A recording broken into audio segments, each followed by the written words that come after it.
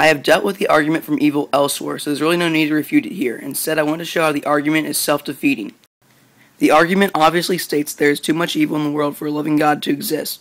Not only does it not prove atheism, there's no contradiction between evil exists and God exists, but it also provides evidence for theism. It presents evil objectively, as if the evil in the world is universally evil. If it's only subjectively evil, it shouldn't be presented as a fact, because then morality would just be a matter of opinion. There's no point in inserting an opinion in the form of a fact. So because of this argument is presented as factual, it assumes that the evil is objective.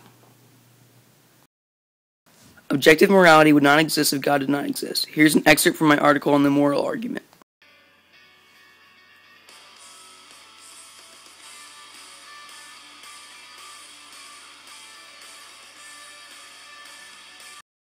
Here is what Ravi Zacharias has to say on the matter. When you say there's too much evil in the world, you assume there's good. When you assume there's good, you assume there's such a thing as a moral law, and basically to differentiate between good and evil. If you assume moral law, you must posit a moral lawgiver. But so you're trying to disprove, not prove. Because if there's no moral lawgiver, there's no moral law. There's no moral law, there's no good. There's no good, there's no evil. What is your question?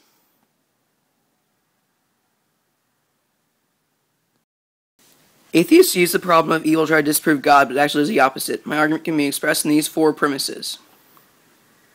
If God does not exist, objective moral values and duties do not exist.